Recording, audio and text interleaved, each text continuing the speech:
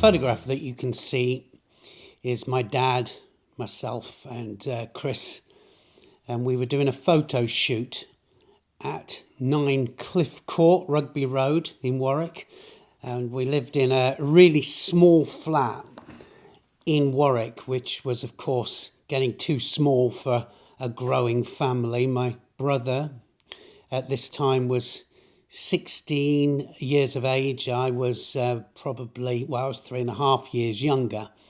But both of us growing and taking our judo to the next level at this particular stage. We were getting bigger and bigger by the day. And Chris and I were changing and getting physically stronger. And our boisterous family fights between the three of us, I remember they were getting more and more out of control. And when you consider that we were in this small little flat, I remember my mum would have an absolute conniption as things would get broken and furniture would be sent flying all over the place. And my dad, who, believe me, is as strong as an ox. He had this genetic strength that comes naturally, and my granddad had it as well. And even he was having to, normally he could kind of contain us. At an earlier stage, he could contain us and just manage to hold us there.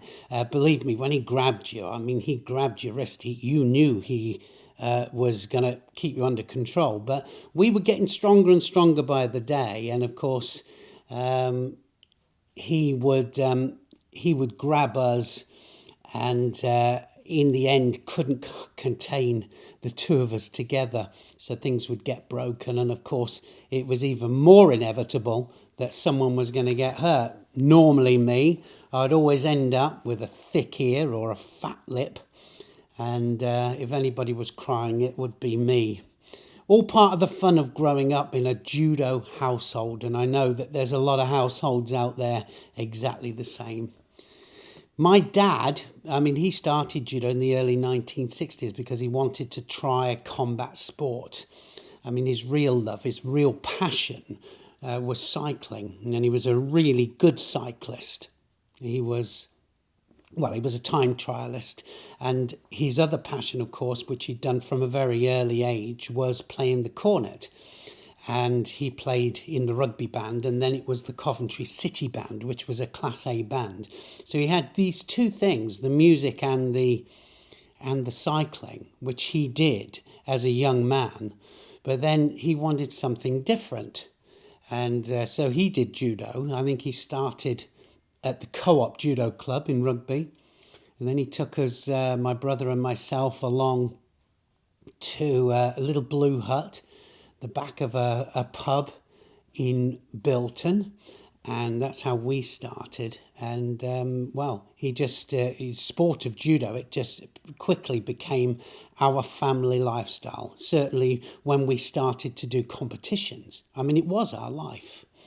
My dad, he could see that we were developing and how it was developing, and so what he decided to do, he thought that he would take the coaching a little bit further, because he was already coaching at Coventry Judo Club. So he thought that he'd take it a little bit further, and he would take his coaching and his refereeing qualifications. So not only was he coaching at Coventry Judo Club, but he was also made county coach for Warwickshire. And of course, our futures were being shaped. So he decided what competitions we did, and what kind of training that we would do. Saying that, my brother was very much the lead there, because he was the older. He was 3.5 years older there. So a lot of our preparation training that we started, and it was about this time that we started it. It was because of Chris leading the way. So we started running, doing circuits and things like that. And I think this was really the turning point for us and us taking our judo to the next level, because I think we were both national champions at the time, which was down at Crystal Palace once a year, and we decided to take it a step further. And Chris was very much the lead as far as that was concerned.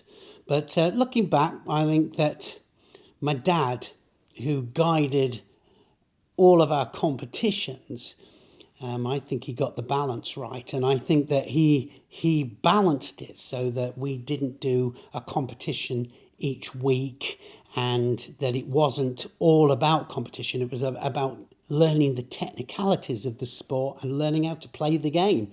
And I think he gave us that at a very early age. I think so many youngsters get burnt out too early, don't they?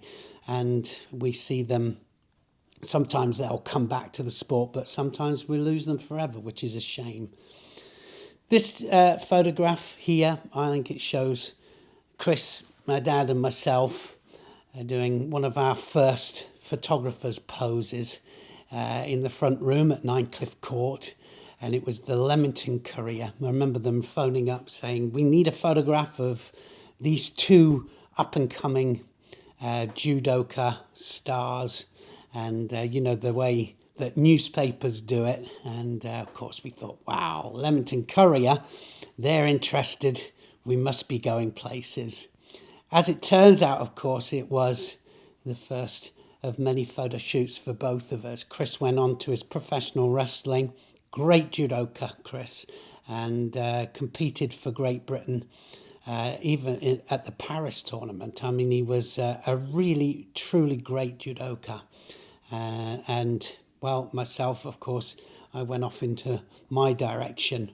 It was a great base that we had, though, and I always thank my dad for shaping that, because it really made a difference. It meant that I stayed in the sport, well, all this time. Now it's over 50 years, and I'm looking forward to the next 50.